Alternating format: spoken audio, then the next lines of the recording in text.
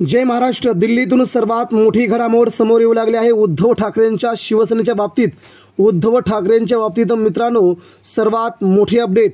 उद्धव ठाकरेंना दिल्लीतूनच सर्वात मोठी जबाबदारी. महाराष्ट्रातून उद्धव ठाकरे दिल्लीच्या दौऱ्यावरती.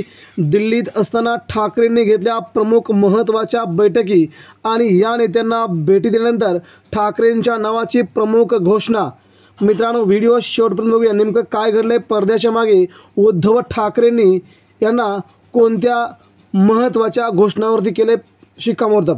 मित्रांनो, महाराष्ट्राच्या राजधानीमध्ये मुंबईतून सध्या शिवसेना सर्वात पुढे असताना आता मात्र दिल्लीच्या तख्तावरती भगवा फडकवण्यासाठी उद्धव ठाकरेंनी सध्या आपलं मन दिल्लीच्या ठिकाणी वळवलं आणि दिल्लीमध्ये गेले. मात्र या ठिकाणी उद्धव ठाकरे यांनी इंडिया आघाडीतील सर्वच प्रमुख नेत्यांशी बैठका घेतल्या.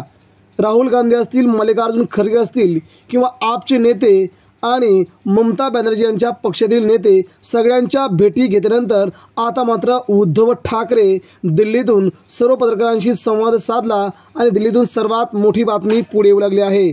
उद्धव ठाकरे यांच्याच नेतृत्वाखाली महाराष्ट्रातील विधानसभा निवडणुका लढवायच्या आणि ठाकरे पुन्हा एकदा महाराष्ट्रात मुख्यमंत्री म्हणून होतील असंही सध्या दिल्लीतून सूत्रांनी सांगितलं आहे. त्यामुळे उद्धव ठाकरेंच्या नावाची सर्वात मोठी घोषणा करून ठाकरेंना पुन्हा एकदा महाराष्ट्रात जबाबदारी देऊन उद्धव ठाकरेंच्याच नावाखाली सरकार येणार आता निश्चित झालंय.